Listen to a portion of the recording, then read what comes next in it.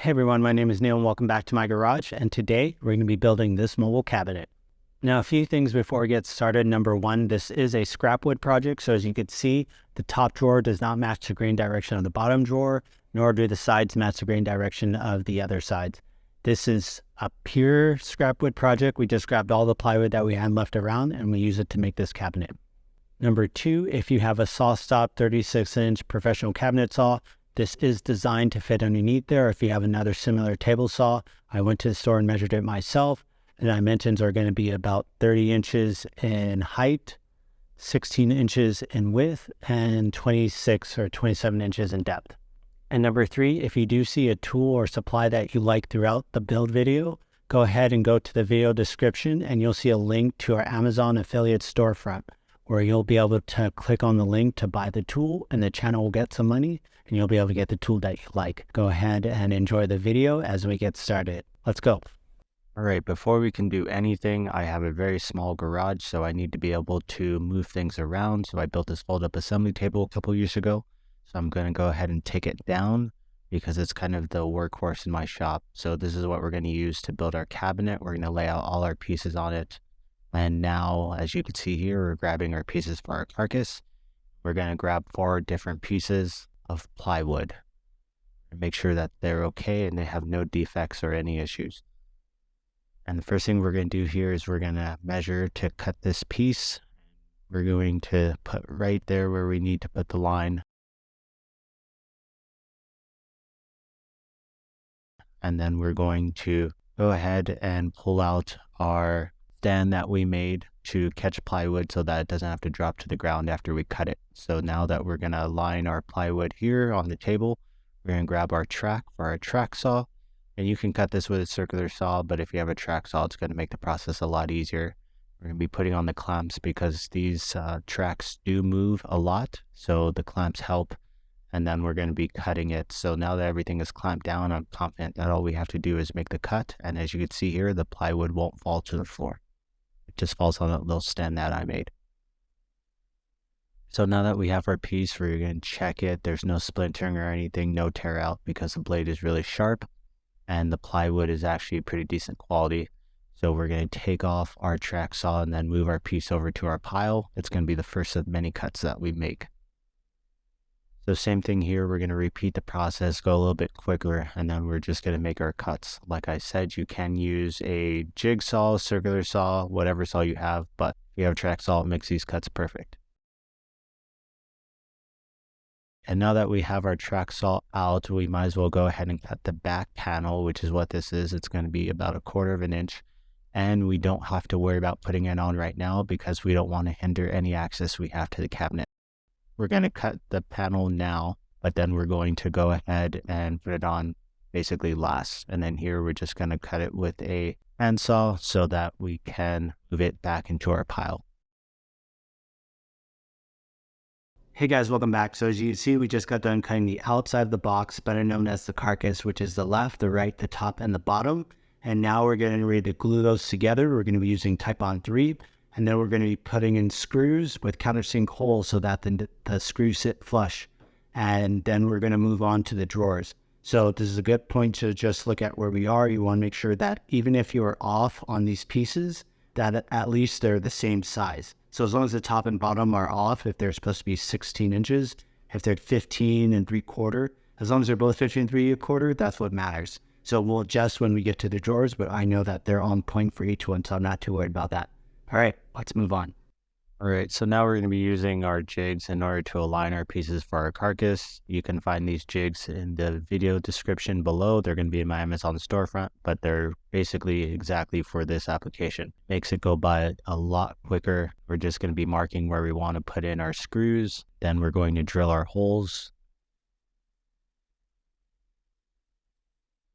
And then now we're going to be putting in countersink screws so that these sit flush. And then we're going to be putting in our screws. We're going to be using number 8 screws and then also wood glue. Okay everyone, so as you can see, we've built the carcass on the left-hand side for the cabinet. And off camera, we cut all the pieces we need for our drawers except for the drawer bottoms and the drawer fronts. The thing is, I want to be able to put the drawers together before I go ahead and do that. And once they're put together, then I can take those finer measurements for the drawer bottoms and the drawer fronts. That's been the best in my experience. In order to do it, you may have a different workflow. And then one thing I realized is when I designed this thing a few months ago, I made the drawers 2 different sizes. I don't remember why I did that, but I know it was for a good reason, so I had to cut these at 2 different sizes. You can, if you want, make them both the same exact size, but in this case, I think I have a need to put things that are heavier on the bottom and a little bit bigger. So, okay, well, we're gonna go ahead and continue on, and then once we build our drawers, next we're gonna put our drawer slides on, and then we're gonna keep going from there. Okay, so with the drawers, we're going to be following basically the same process that we did with the carcass. We're just going to be lining up our pieces here, and then you could still use the jigs. You just can't use both of them at the same time because the width of the drawer is not that great. So you can turn it to the outside, but still take advantage of the leveling feature that it has here. That's a little trick that I learned. And then now we just put on our wood glue, which we're going to be using Type-On 3 for this entire project. And then we're also going to be putting on our screws as well. So same process here. We're going to drill for our number 8 screws, countersink, and then put in our screws. You want to take your time and make sure that this is straight because you don't want to have any issues later on down the road.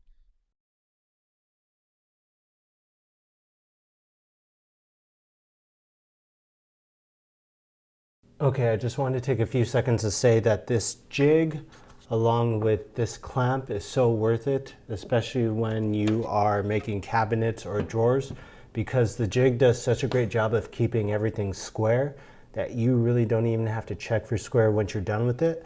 But the great thing is you can always do that. So right now I'm going to check for square. We're going to measure from diagonal to diagonal, and as long as they're the same number, then we know we're square. So if we do this here, we get 27.5.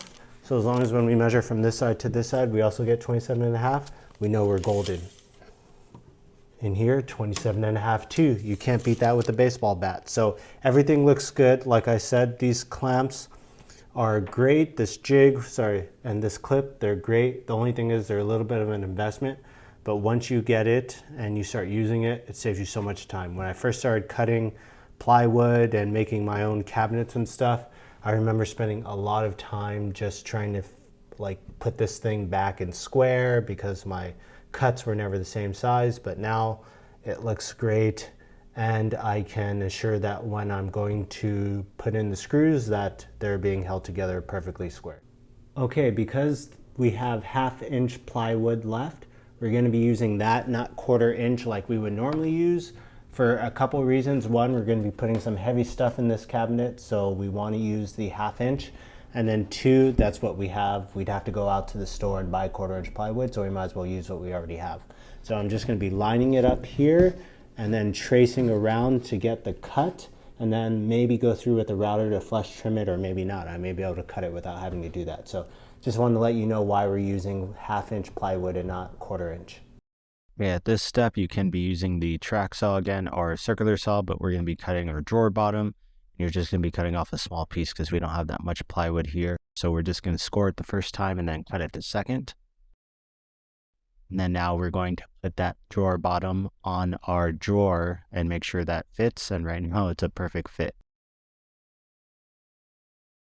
So we're going to do the same thing with the drawer fronts. We're going to cut those in half because we have all of our equipment out right now, so we might as well do it at the same time. And here we're just going to check for our drawer backing to make sure that we mark where it is, and then we're going to make that cut as well. So this is a perfect opportunity and time to do that, and you're just going to make that cut as well.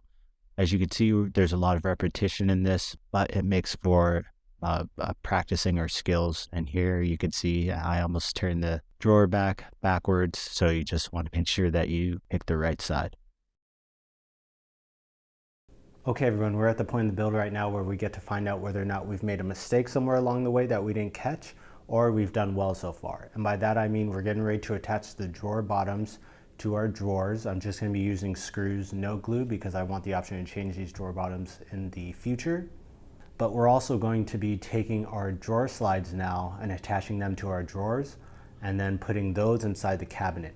If everything was done correctly, it should be smooth and I'll be out of here in the next hour. If I did not catch a mistake somewhere, then I know that I'm gonna have to shimmy something in place in order to get these to work properly, and it's gonna take a lot longer. So hopefully, fingers crossed, we made no mistakes. Here we have our drawer fronts. Like I mentioned, they're running 2 different grain directions, but we're out of plywood and I'm not going back to Home Depot to grab some more, so we're gonna use what we have. And that's it. Let's go ahead and move on to the next part of our build.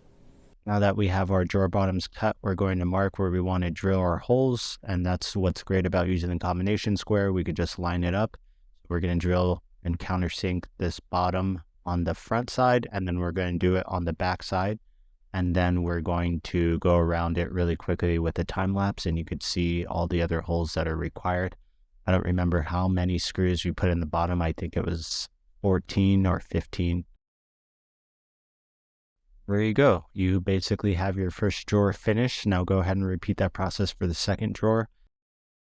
Now that you have your drawers built, it's a perfect time to sand down the cabinet. You could have done this before you put it together, but I completely forgot. And so I'm just going to clean this up right now, get inside the cabinet, and also sand that down. And now it's time to open up the drawer slides. Hey guys, one more thing before we get started on putting in the drawer slides. So we're going to be using these spacer blocks. We're going to be using 2 of these. They're 6 inches in width, and I cut them this side as well so that when we turn them, they do the top drawer. So this side bottom, this side top for the drawer slides. It's the exact way you want to be able to do it if you don't have a jig or anything in order to install drawer slides, because it's very easy to mess these things up or twist them ever so slightly, and then when you go to slide in your drawer, it doesn't fit correctly. So I recommend these. They're just pieces that we had left over from cutting the drawers, so now they're going to get double use, so I always recommend those. So now that you have your drawer slides, go ahead and separate them. This is going to be the part where you can use your spacer blocks and then put down your first drawer slide. Here I'm using 2 just because, but you can just get away with 1. So now that you have that aligned, go ahead and make the drawer slide flush with the front end of the cabinet, and then drill your holes and put in the screws that are provided with the drawer slide. Then we're going to rotate it and take advantage of gravity, do the same thing, take out the drawer slides. We're going to use our spacer blocks to make sure we have the same height on the top and the bottom.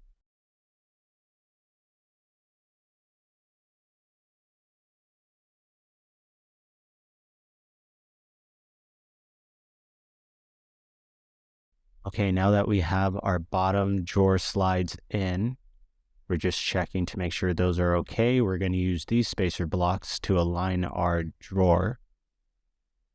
So we're going to put those down, and then we're going to grab our drawer, and then we're going to put it on there, and it's going to ensure that our drawer sits correctly height-wise in the cabinet that needs to.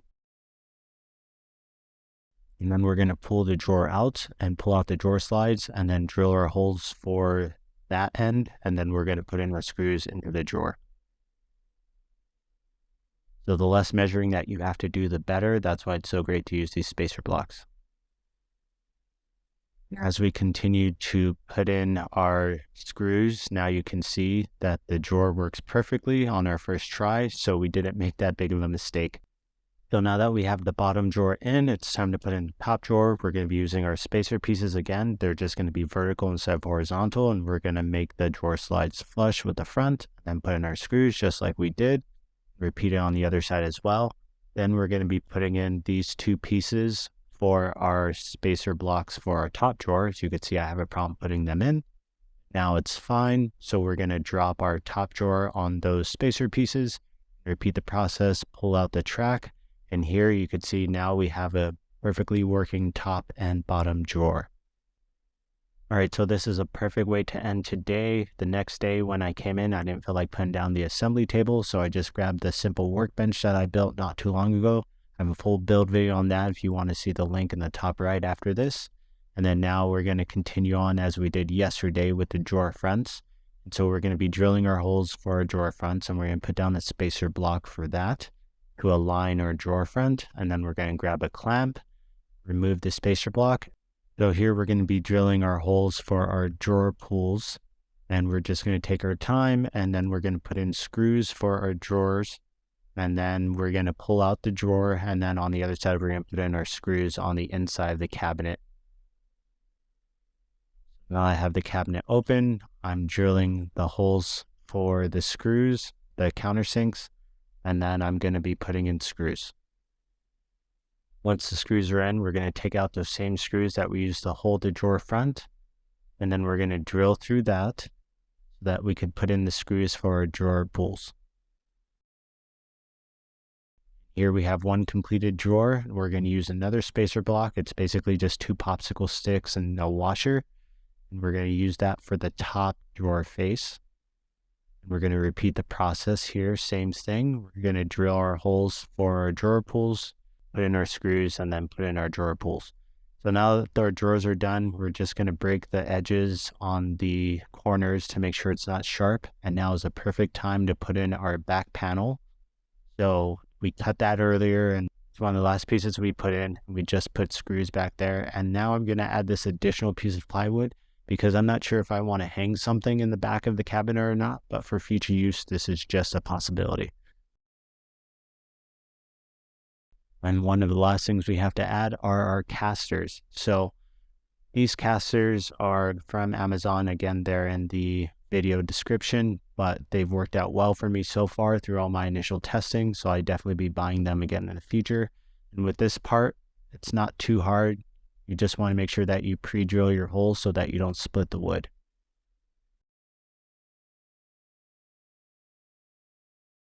Okay, the last step is just to run my unofficial/official spin test to make sure that this cabinet is mobile, and indeed it is. So that's the last thing that we had to do. Hey everyone, welcome back. As you can see, that is it. The mobile cabinet is now done. It's ready to go mobile. This was really a very fun project to work on. I expected it to take 1 to 2 days. That was a month ago. Life happens. I ran into some things. And then also it took me about 20 to 24 hours to build. It takes that long simply because I've got to set up every shot. I've got to make sure that when I cut something, the camera's in the right spot and I'm not blocking it and things like that. So all that adds to the time. Now, I didn't apply any polyurethane, no finish, no paint, no nothing to the outside of it. We could always come back and add that later, but for now, I'm just going to let it be because we have other projects that we want to work on. I'm super excited with the way this came out. I can't say anything more. And I'm going to get ready to put some tools in there. Hopefully I can do some B footage where you guys can see what tools I put in there. But it's pretty deep. It's big enough for a track saw, which is where I'm going to be putting for the bottom drawer and then some stuff on the top. So let me know down in the comments what you liked and didn't like about this build or what you would like to see in a future build. I'm open to that as well. And as always, I'm Neil, and I'll see you guys the next time I decide to hit the upload button. Peace.